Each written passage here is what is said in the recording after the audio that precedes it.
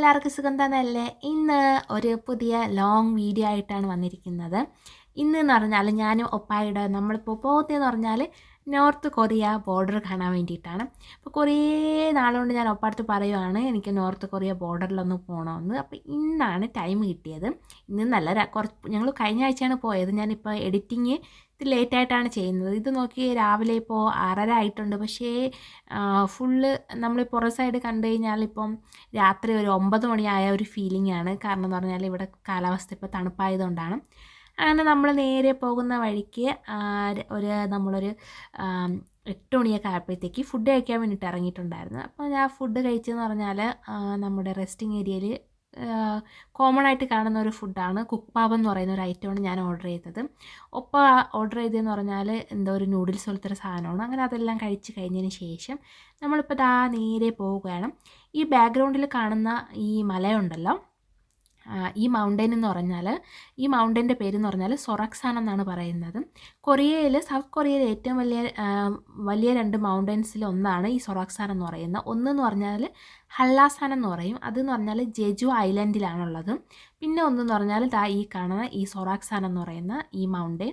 അപ്പോൾ നമുക്ക് വേണമെന്നുണ്ടെങ്കിൽ ഇവിടോട്ട് പോകാം. പക്ഷേ ഇവിടെ മഞ്ഞ് വീഴുന്ന ടൈമിലാണെന്നുണ്ടെങ്കിൽ കാണാൻ ഭംഗിയാണ്. പിന്നെ അതേപോലെ തന്നെ ഓട്ടം സീസണിലും കാണാൻ ഭംഗിയാണ്. അല്ലാത്ത ടൈമിൽ നമ്മൾ വെറുതെ ഇങ്ങനെ നമ്മളിപ്പോൾ ഈ കാണുന്ന ഈ ബാക്ക്ഗ്രൗണ്ടിൽ കാണുന്ന ഈ ലുക്കുണ്ടല്ലോ, ആ ലുക്ക് മാത്രമായിരിക്കും.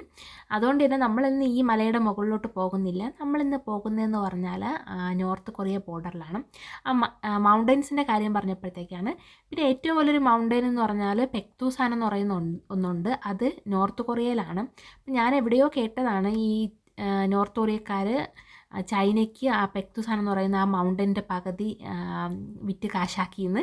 അപ്പോൾ എനിക്ക് കറക്റ്റായിട്ട് എനിക്കറിയത്തില്ല. അപ്പോൾ ഈ ബാക്ക്ഗ്രൗണ്ടിൽ കാണുന്നതാണ് ഹല്ലാസാൻ സൊറക്സാൻ എന്ന് പറയുന്ന മൗണ്ടൻ. അപ്പോൾ നമ്മൾ ഹോട്ടൽ ബുക്ക് ചെയ്തേക്കുന്നത് അതിന് തൊട്ടടുത്താണ്. അപ്പോൾ നമുക്ക് ഹോട്ടലിലെ വ്യൂ ഞാൻ പിന്നീട് കാണിച്ചു തരാം. നമ്മളിപ്പോൾ പോകുന്നതെന്ന് പറഞ്ഞാൽ നമ്മൾ ഈ നോർത്ത് കൊറിയ ഈ ബോർഡർ കാണാൻ വേണ്ടി പോകുന്നതിന് മുമ്പായിട്ട് ഇവിടെ നമ്മൾ പോയി മിലിറ്ററിയുടെ ചെക്ക് പോസ്റ്റിന് മുമ്പായിട്ട് ഒരു റെസ്റ്റിംഗ് ഏരിയ പോലൊരു സ്ഥലമുണ്ട്. ഇവിടെ വന്നിട്ട് നമ്മുടെ ഡീറ്റെയിൽസ് എല്ലാം എഴുതി കൊടുക്കണം. നമ്മുടെ ID നമ്പർ, അതേപോലെ തന്നെ ഫോൺ നമ്പർ, അഡ്രസ്സ് ഇതെല്ലാം എഴുതി കൊടുത്ത് ഇവിടെ ഈ കൗണ്ടറിനകത്തിരിക്കുന്ന ആൾ അതെല്ലാം ചെക്ക് ചെയ്ത് ഇതെല്ലാം കറക്റ്റാണ്, ഇൻഫർമേഷൻ എല്ലാം കറക്റ്റാണ് എന്നുള്ള ഇതിൽ ഇവരൊരു സീലടിച്ച് തരും നമുക്കൊരു പേപ്പറിൽ. ഈ സീലടിച്ച പേപ്പർ കാണിച്ചാൽ മാത്രമേ നമ്മളെ ആർമി അവരുടെ ചെക്ക് പോസ്റ്റ് കടത്തി വിടത്തുള്ളൂ. അതിന് വേണ്ടിയിട്ടാണ് നമ്മളിവിടെ വന്നിരിക്കുന്നത്.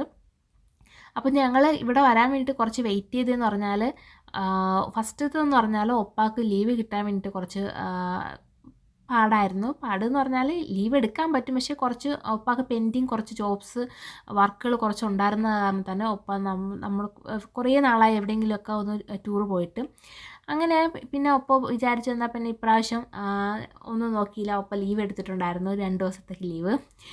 2 ദിവസം ലീവ് എടുത്തപ്പോഴത്തേക്കാണ് നമ്മളിവിടെ വരാൻ വേണ്ടി തീരുമാനിച്ചത്. അങ്ങനെ നമ്മളിപ്പോൾ പോകുന്നതെന്ന് പറഞ്ഞാൽ നമ്മൾ ബോർഡറിലോട്ട് പോകുന്നതിന് മുമ്പായിട്ട് ഇവരൊരു ക്ലാസ് പോലെ എന്തോ ഒരു സാധനം ഉണ്ട് എന്നാണ് പറഞ്ഞത്. അത് ഉറപ്പായിട്ടും കാണണമെന്ന് പറഞ്ഞു.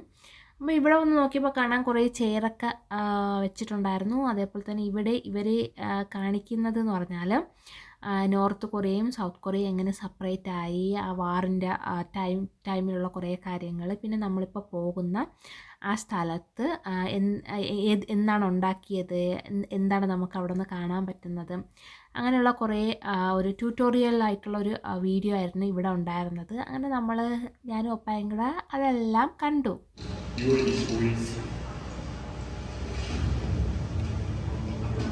북한의 남침으로 시작된 전쟁은 3년의 결과 약 73만 명의 사상자와 22조 4천억의 피해, 수많은 민간인의 희생을 하며 안색이라는 시간 동안 끝나지 않았지.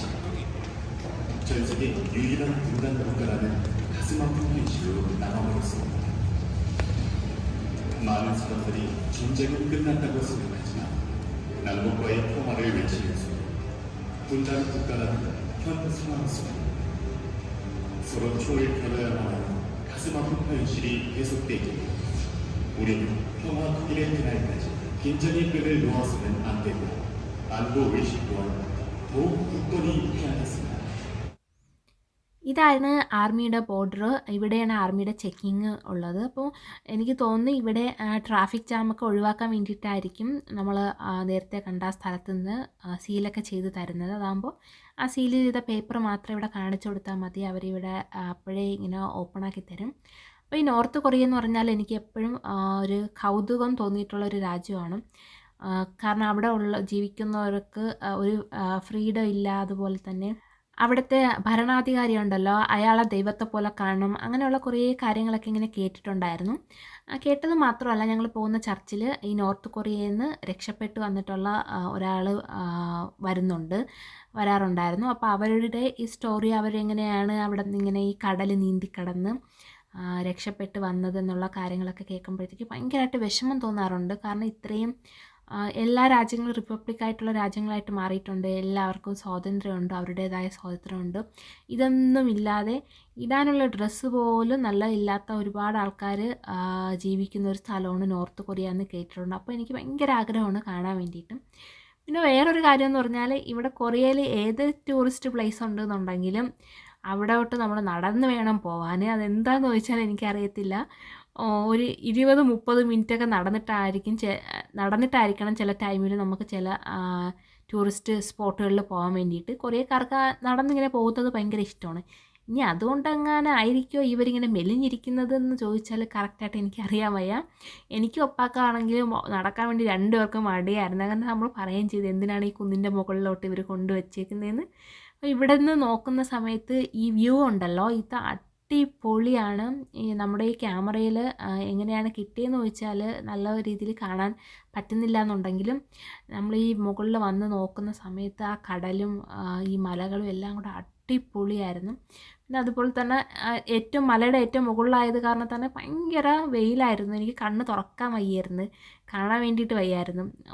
ചുറ്റുമുള്ളതൊന്നും കാണാൻ പറ്റുന്നില്ല, എൻ്റെ സാറേ എന്ന് പറയുന്ന പോലെ ആയിരുന്നു. പിന്നെ അതുപോലെ തന്നെ ഇവിടെ കുറേ ആൾക്കാർ നിന്ന് ഫോട്ടോയൊക്കെ എടുക്കുന്നുണ്ടായിരുന്നു. അപ്പോൾ ഞാനും ഫോട്ടോ എടുക്കാൻ വേണ്ടിയിട്ട് ഇങ്ങനെ വെയിറ്റ് ചെയ്ത് നിൽക്കുമായിരുന്നു. അപ്പോൾ ഇവിടെ എന്ന് പറഞ്ഞാൽ ഒരാൾ ഫോട്ടോ എടുക്കുന്ന സമയത്ത് അടുത്ത ആൾക്ക് ഫോട്ടോ എടുക്കണമെന്നുണ്ടെന്നുണ്ടെങ്കിൽ ക്യൂ ആയിട്ട് ഇങ്ങനെ നിൽക്കാറുണ്ട്. തള്ളി കയറി ഫോട്ടോ എടുക്കുക, അല്ലാന്നുണ്ടെങ്കിൽ ഇടിച്ചിട്ട് കയറുക, അങ്ങനെയുള്ള സംഭവങ്ങളൊന്നുമില്ല. അപ്പം ഞങ്ങൾക്ക് മുമ്പേ അവിടെ ഫോട്ടോ എടുത്തുകൊണ്ട് നിന്നവർ പോയപ്പോഴത്തേക്കാണ് നമ്മൾ ഫോട്ടോ എടുത്തത്. അതിനുശേഷം നമ്മുടെ പുറകിൽ ഫോട്ടോ എടുക്കാൻ വേണ്ടിയിട്ടും കുറച്ച് പേർ അവിടെ വെയിറ്റ് ചെയ്യുന്നുണ്ടായിരുന്നു. ഈ ഫോട്ടോ എല്ലാം എടുത്തു വെച്ചേക്കുന്നത് എന്തിനാണെന്ന് ചോദിച്ചാൽ, എന്തോ ഞാനും ഒരിടത്ത് ഇങ്ങനെ അപ്ലോഡ് ചെയ്യുന്ന ഒരാളല്ല, ഇൻസ്റ്റയിലൊന്നും ഞാൻ ഭയങ്കര ആക്റ്റീവായിട്ടുള്ള ഒരാളല്ല. പിന്നെ അതിനുശേഷം ഇവിടെ നോക്കിയപ്പോൾ കാണാം കുറേ ആൾക്കാർ ഇവിടെ ഇങ്ങനെ ഇങ്ങനെ നോക്കിക്കൊണ്ട് നിൽപ്പുണ്ടായിരുന്നു. നേരത്തെ ഞാൻ നോക്കിയപ്പോൾ വേറെ ഒന്നുമല്ല, ഇവിടെ ഒന്ന് നോക്കിയപ്പോൾ കാണാം പട്ടിയാണ്, 2 പട്ടികളുണ്ട്. ഒരാളാണെന്നുണ്ടെങ്കിൽ ഗ്ലൂ തേച്ച് ഒട്ടിച്ചതുപോലെ ആ ടേബിളിൻ്റെ മുകളിൽ ഇരിക്കുവാണ്. ഒരു പട്ടിയെന്നുണ്ട്. പക്ഷേ അടുത്ത പട്ടിയാണെന്നുണ്ടെങ്കിൽ ഇവിടെ ഇങ്ങനെ അങ്ങോട്ടും ഇങ്ങോട്ടും നടക്കുന്നുണ്ടായിരുന്നു. പിന്നീടാണ് എനിക്ക് മനസ്സിലായത് ഇതെന്ന് പറഞ്ഞാൽ നോർത്ത് കൊറിയയിലെ പട്ടിയാണ്, നോർത്ത് കൊറിയൻ റീജിയനിലെ പട്ടിയാണ്. 이게 예사 남북 정상회담을 했었거든? 그때 선물 받은 강아지, 북한 강아지. ഒപ്പ പറഞ്ഞതെന്ന് പറഞ്ഞാൽ, ഈ പട്ടി എന്ന് പറഞ്ഞാൽ സൗത്ത് കൊറിയനും നോർത്ത് കൊറിയനും മിനിസ്റ്റേഴ്സ് ഉണ്ടല്ലോ, അവർ മീറ്റ് ചെയ്ത ടൈമിൽ ഗിഫ്റ്റായിട്ട് നോർത്ത് കൊറിയയിൽ നിന്ന് കൊടുത്തതാണ്. അപ്പോൾ ഈ ഗിഫ്റ്റായിട്ട് പട്ടി എന്തിനാണ് കൊടുത്തത് എന്ന് ചോദിച്ചാൽ കറക്റ്റായിട്ട് എനിക്കറിയാം. സാധാരണ നമ്മൾ എന്തെങ്കിലും അത്യാവശ്യം വിലപിടിപ്പുള്ള എന്തെങ്കിലുമൊക്കെ അല്ലേ കൊടുക്കുന്നത്. ഇനി അവിടെ ഗിഫ്റ്റായിട്ട് കൊടുക്കാനായിട്ട് വേറെ ഒന്നും കാണത്തില്ലേ, അതുകൊണ്ടായിരിക്കുമോ ഇവർ പട്ടിയെ കൊടുത്തത് എന്ന് ഞാനിങ്ങനെ എൻ്റെ വീക്ഷണ കോണകത്തിൽ നിന്ന് ഞാനിങ്ങനെ ആലോചിക്കുകയാണെന്നുണ്ടെങ്കിൽ ഈ പട്ടി എന്തിനായിരിക്കും കൊടുത്തത്? അവിടെ ഇഷ്ടംപോലെ വേറെ ഗിഫ്റ്റ് കൊടുക്കാൻ പറ്റിയ വേറെ ഇഷ്ടംപോലെ ഐറ്റംസ് കാണുമല്ലേ, എന്നാൽ ഈ പട്ടി എന്തിനായിരിക്കും? എന്തായാലും പോട്ടെ, എൻ്റെ കുഞ്ഞു ബുദ്ധിയിൽ ഞാൻ ഇങ്ങനെ ആലോചിച്ച് വെറുതെ എന്തിനാ എൻ്റെ തലച്ചോറിനെ ഞാനിങ്ങനെ കഷ്ടപ്പെടുത്തുന്നതെന്ന് വിചാരിച്ച് ഞാൻ ആ ചിന്തകൾ ഒഴിവാക്കി. അതിനുശേഷം ഈ കാണുന്നതാണ് ടവർ. ഇതിൻ്റെ മുകളിൽ പോയി കഴിഞ്ഞാലാണ് നമുക്ക് നോർത്ത് കൊറിയ നല്ലതുപോലെ കാണാൻ പറ്റുന്നത്. ഞാനിവിടെ ഈ കടൽ കണ്ടപ്പോഴത്തേക്ക് ഞാൻ നോർത്ത് കൊറിയയിൽ നിന്ന് രക്ഷപ്പെട്ടു വന്ന ആളുകൾ പറഞ്ഞത് ഞാൻ കേട്ടിട്ടുണ്ട്. എനിക്ക് പെട്ടെന്ന് അതാണ് ഓർമ്മ വന്നത്. ജീവൻ പണയം വെച്ചിട്ടാണ് അവർ ഈ കടൽ നീന്തി കടക്കുന്നത്. ചിലർ ചൈനയിലോട്ടാണ് നീന്തി കടന്നു പോകുന്നത്, ചിലർ സൗത്ത് കൊറിയയിലോട്ട് വരാറുണ്ട്. ഇനി അഥവാ പിടിക്കപ്പെട്ട് കഴിഞ്ഞാൽ അപ്പോഴേ അവരെ കൊണ്ടുപോയി വെടിവെച്ച് കൊല്ലുകയാണ് ചെയ്യുന്നത്. കാരണം എന്ന് പറഞ്ഞാൽ ഈ രക്ഷപ്പെട്ടു പോകുന്നവർക്ക് പുറത്ത് ഒരു ഫ്രീഡമുള്ള ഒരു രാജ്യമുണ്ട് എന്നുള്ളൊരു കാര്യങ്ങൾ അറിയാവുന്നതുകൊണ്ടാണല്ലോ ഇവർ രക്ഷപ്പെടാൻ ശ്രമിക്കുന്നത്. അപ്പോൾ ഇവരെ കൊന്നു കളഞ്ഞില്ല എന്നുണ്ടെങ്കിൽ അവിടെ ഉള്ള ആൾക്കാർ വീണ്ടും വേറെ പുറത്തുള്ള രാജ്യങ്ങളിൽ ഫ്രീഡം ഉണ്ട് അങ്ങനെയുള്ള കാര്യങ്ങളൊക്കെ അറിഞ്ഞു കഴിഞ്ഞാൽ അവർ ഇപ്പോൾ ഉള്ള ഈ ഭരണം അവർ വേണ്ടാന്ന് പറയുമെന്ന് വിചാരിച്ചിട്ടായിരിക്കും. എന്താണെന്ന് ചോദിച്ചാൽ കറക്റ്റ് എനിക്കറിയത്തില്ല. അങ്ങനെ നമ്മുടെ ഗൈഡ് ഒപ്പ എന്തൊക്കെയോ എൻ്റെ അടുത്ത് കുറേ പറഞ്ഞു തന്നു. അതെല്ലാം കഴിഞ്ഞതിന് ശേഷം ഈ കാണുന്നത് ആണ് നോർത്ത് കൊറിയ. അപ്പുറത്ത് കാണുന്നത് സത്യത്തിൽ ഞാൻ പ്രതീക്ഷിച്ച് വന്നതെന്ന് പറഞ്ഞാൽ ഇതുവഴി നോക്കുന്ന സമയത്ത് നമുക്ക് നോർത്ത് കൊറിയൻ ആൾക്കാരിങ്ങനെ നടന്നു പോകുന്നത് അവരുടെ ലൈഫ് സ്റ്റൈലൊക്കെ കുറച്ചെങ്കിലും കാണാൻ പറ്റുമെന്നാണ് വിചാരിച്ചത്. പക്ഷേ എന്താ പറയുക, മല പോലെ വന്നത് എലി പോലെ പോയി എന്ന് പറഞ്ഞതുപോലെ ഞാൻ പ്രതീക്ഷിച്ച് വന്നതൊന്നും അല്ലായിരുന്നു ഇവിടെ എനിക്ക് കാണാൻ പറ്റിയത്. എനിക്ക് ഇവിടെ നിന്ന് കാണാൻ പറ്റിയതെന്ന് പറഞ്ഞാൽ വെറും മലകളും കടലും മാത്രമേ കാണാൻ പറ്റുള്ളൂ. ഇത് ബോർഡർ ആയിരുന്നു. അവിടെ ഇങ്ങനെ മുമ്പ് അവിടെ നോർത്ത് കൊറിയൻ മിലിറ്ററി ഉണ്ടായിരുന്നു. പക്ഷേ ഇപ്പോൾ അവർ അവിടെ മിലിറ്ററിയിൽ നിന്ന് അവർ ഇപ്പം അവിടെ ആരും ഇല്ല. മനുഷ്യരെ നമുക്ക് ആരെയും കാണാൻ പറ്റത്തില്ല. പക്ഷേ ഈ ബോർഡർ മാത്രമേ ഇങ്ങനെ കാണാൻ പറ്റത്തുള്ളൂ. പിന്നെ അങ്ങ് ദൂരെ ഇങ്ങനെ നോക്കുമ്പോഴത്തേക്ക് ഉറുമ്പിനെ പോലെ ചില ബിൽഡിങ്ങുകൾ നമുക്ക് കാണാൻ പറ്റിയിട്ടുണ്ട്. ഇതല്ലാതെ വേറെ ഒന്നും എനിക്ക് കാണാൻ പറ്റിയില്ല. ഞാൻ എന്ത് ചെയ്യാനാ, ഞാൻ എന്തൊക്കെയോ വലുതായിട്ട് പ്രതീക്ഷിച്ചാണ് വന്നത്. എന്നാലും സാരമില്ല. ഇങ്ങനെ ഇത്ര ഇതായിട്ടെങ്കിലും കാണാൻ പറ്റുമല്ലോ എനിക്ക് ഈ നോർത്ത് കൊറിയ ഇങ്ങനെ വന്നിട്ട്. അങ്ങനെ ഇതെല്ലാം ഞാൻ വളരെയധികം ആസ്വദിച്ചിങ്ങനെ കണ്ടുകൊണ്ടിരിക്കുവാണ്. അങ്ങനെ എൻ്റെ മുഖത്തുള്ള ആ എക്സ്പ്രഷൻ കണ്ടാൽ നിങ്ങൾക്ക് മനസ്സിലാവും ഞാൻ എന്തോ വലുത് പ്രതീക്ഷിച്ച് വന്നിട്ട് ഒന്നും കിട്ടാത്തതുപോലെ ആയിരുന്നു എൻ്റെ മുഖത്തെ എക്സ്പ്രഷൻ. എന്നാലും കുഴപ്പമില്ല. 2-3 വീട് പോലത്തെ സംഭവം വീടാണോ അല്ലെങ്കിൽ ആർമിയുടെ ബേസാണോ എന്ന് ചോദിച്ചാൽ കറക്റ്റായിട്ട് എനിക്കറിയാൻ വയ്യ. അങ്ങനെ എന്തൊക്കെയോ കുറച്ച് എനിക്കിവിടെ നിന്ന് കാണാൻ പറ്റിയിട്ടുണ്ട്. അങ്ങനെ മനുഷ്യരെ കാണാൻ പറ്റിയില്ലെങ്കിലും നോർത്ത് കൊറിയൻ പട്ടിയെ കാണാൻ പറ്റിയല്ലോ. അങ്ങനെ പട്ടിയെ കണ്ട സന്തോഷത്തിൽ, പട്ടിയെങ്കിലും കാണാൻ പറ്റിയല്ലോ എന്ന സന്തോഷത്തിൽ ഞാൻ ഒപ്പായിക്കൂടെ നമ്മളിനി നേരെ തിരിച്ച് പോകാൻ വേണ്ടി പോവാണ്.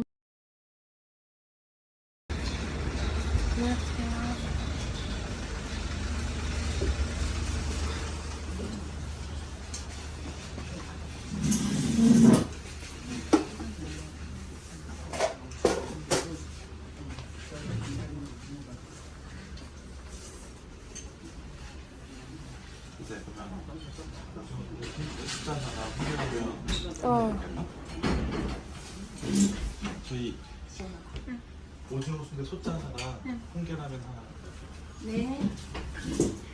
അങ്ങനെ നമ്മൾ ഹോട്ടലിലോട്ട് പോകുന്നതിന് മുമ്പായിട്ട് ഞാനും ഒപ്പായുടെ ഫുഡ് കഴിക്കാൻ വേണ്ടിയിട്ട് വന്നു. കാരണം നമ്മൾ ലഞ്ച് കഴിച്ചിട്ടില്ലായിരുന്നു. അപ്പോൾ ഏകദേശം ഒരു 2:30 ആയിട്ടുണ്ടായിരുന്നു. 2:30 ആണെന്ന് തോന്നുന്നു ടൈം. അപ്പോൾ നമ്മളിവിടെ വന്നേക്കുന്നതെന്ന് പറഞ്ഞാൽ നോർത്ത് കൊറിയൻ ബോർഡറിന് തൊട്ടടുത്തുള്ള ഒരു ചെറിയ വില്ലേജിലാണ് വന്നേക്കുന്നത്. അപ്പോൾ ഈ വില്ലേജ് എന്ന് പറഞ്ഞാൽ പണ്ട് നോർത്ത് കൊറിയൻ സൗത്ത് കൊറിയൻ ഈ വാറിൻ്റെ ടൈമിൽ നോർത്ത് കൊറിയയിൽ നിന്ന് രക്ഷപ്പെട്ട് എസ്കേപ്പായിട്ട് വന്ന് താമസിച്ച കുറച്ച് ആൾക്കാർ താമസിക്കുന്ന സ്ഥലമാണിത്.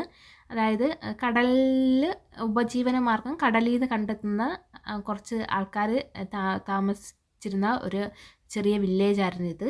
ഇപ്പോൾ വേറെ പല സ്ഥലങ്ങളിൽ നിന്ന് ഇപ്പോൾ ആൾക്കാർ വന്ന് താമസിച്ച് ഇപ്പോൾ അത്യാവശ്യം ചെറിയൊരു ടൗണ് പോലെ ആയിട്ടുണ്ട്. അപ്പോൾ ഈ സ്ഥലത്തിൻ്റെ പേരാണ് ആബായി മഹൽ, അങ്ങനെ എന്തോ ആയിരുന്നു പേര്, കറക്റ്റായിട്ട് ഞാനിപ്പോൾ ഓർക്കുന്നില്ല. അപ്പോൾ ഇവിടുത്തെ പ്രധാന ഫുഡ് എന്ന് പറഞ്ഞാൽ ഒന്നെന്ന് പറഞ്ഞാൽ ഉജിങ്ങോ സുന്ദേ എന്ന് പറയുന്ന ഐറ്റം, പിന്നെ ഒന്നെന്ന് പറഞ്ഞാൽ മുതുക്ക് ഞണ്ടിട്ട് വെച്ചിട്ടുള്ള റാമേനാണ്.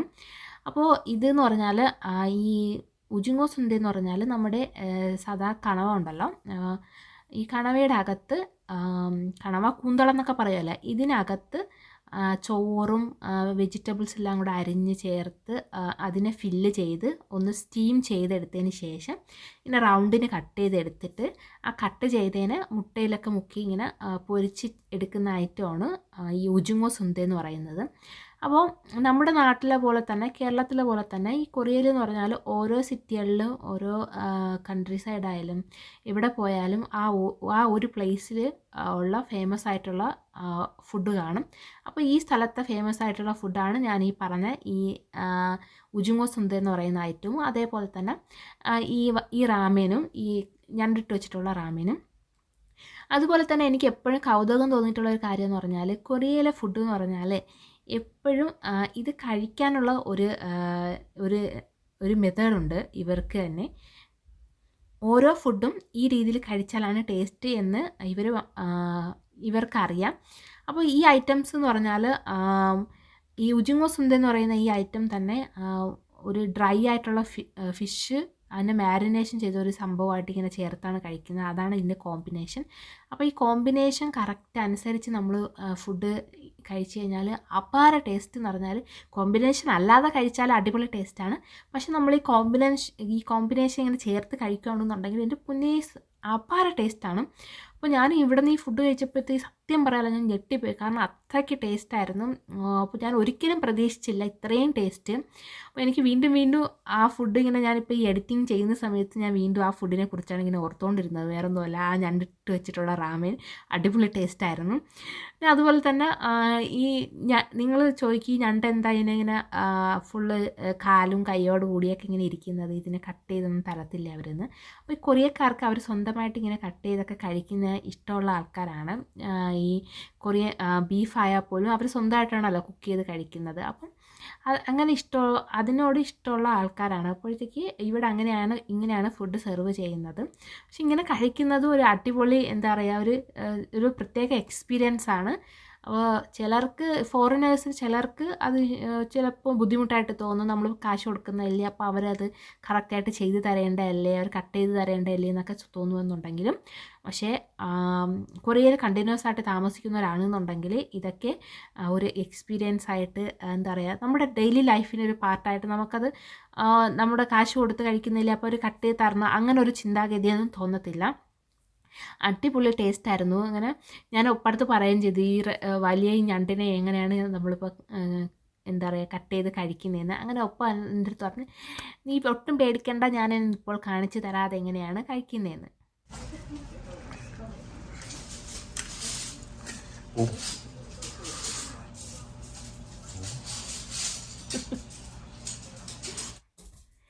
അങ്ങനെ ഞാനും ഒപ്പായും ഫുഡെല്ലാം കഴിച്ചു. വയറ് ഫില്ലായിട്ടുണ്ട്. നല്ല ടേസ്റ്റായിരുന്നു, അടിപൊളിയായിരുന്നു. അങ്ങനെ നമ്മൾ വയററിയാതെ ഒരുപാട് ഫുഡ് കഴിച്ചു. പിന്നെ ഒപ്പാക്ക് കോഫി കുടിക്കണമെന്ന് പറഞ്ഞിട്ടുണ്ടായിരുന്നു. അങ്ങനെ നമ്മൾ തൊട്ടടുത്തുള്ളൊരു കോഫി ഷോപ്പിൽ പോയിട്ടുണ്ടായിരുന്നു. അപ്പോൾ ഇതെല്ലാം നമുക്ക് കടലിൻ്റെ തൊട്ടടുത്തിരിക്കുന്ന ഷോപ്പുകളാണിത്. ഞാൻ ഓൾറെഡി പറഞ്ഞല്ലോ ഇവിടെ ഉള്ളവർ ഈ കടലിൽ നിന്ന് മീനൊക്കെ പിടിച്ച് ജീവിക്കുന്നവരാണ്. അങ്ങനെ ഒപ്പാടെ ഇഷ്ടപ്പെട്ട കോഫി വാങ്ങി. ഞാൻ കോഫി ഓർഡർ ചെയ്തില്ല, വേറെ ഒന്നും കൊണ്ടല്ല, ഞാൻ രാത്രി ഉറക്കം കിട്ടാതെ ആവും, അതുകൊണ്ട് ഞാൻ കോഫി മാക്സിമം ഒഴിവാക്കാൻ ശ്രമിക്കുകയാണിപ്പോൾ. അങ്ങനെ ഒപ്പ കോഫിയെല്ലാം വാങ്ങിയതിന് ശേഷം ഒപ്പ എനിക്ക് ഡോറ് തുറന്ന് തരുവാണ്. നമുക്ക് ഒപ്പായെ കളിയാക്കാം. എനിക്ക് ഒപ്പായെ കളിയാക്കാൻ വേണ്ടി ഭയങ്കര ഇഷ്ടമാണ്. ഒപ്പാടെ ഫേസിലെ എക്സ്പ്രഷൻ ഇപ്പോൾ ചേഞ്ച് ആവുന്നത് നോക്കിക്കോ, അടിപൊളി. എനിക്കിതിങ്ങനെ കാണാൻ വേണ്ടി ഭയങ്കര ഇഷ്ടമാണ്. അതുകൊണ്ട് ഞാൻ എപ്പോഴും ഒപ്പായെ കളിയാക്കി അതേപോലെ തന്നെ ഇങ്ങനെയുള്ള കുട്ടി കാര്യങ്ങളൊക്കെ ചെയ്യും. ഒപ്പാക്കും അങ്ങനെയുള്ള കാര്യങ്ങൾ ഞാൻ ചെയ്യുന്നത് ഭയങ്കര ഇഷ്ടമാണ്. പിണങ്ങി പോവുക അങ്ങനെയുള്ള കാര്യങ്ങളൊന്നുമില്ല കേട്ടോ. അങ്ങനെ നമ്മളതെല്ലാം കോഫിയെല്ലാം വാങ്ങി അതിനുശേഷം നേരെ ഇനി പോകുന്നതെന്ന് പറഞ്ഞാൽ നമ്മുടെ ഹോട്ടലിലോട്ടാണ് പോകുന്നത്. അപ്പോൾ ഞാൻ ഓൾറെഡി തുടക്കത്തിൽ ഞാൻ പറഞ്ഞിട്ടുണ്ടായിരുന്നല്ലോ, ഈ സൊറാക്സാൻ എന്ന് പറയുന്ന മൗണ്ടൈൻ്റെ വ്യൂ കിട്ടുന്ന ഹോട്ടലിലാണ് നമ്മൾ റൂം ബുക്ക് ചെയ്തേക്കുന്നത്.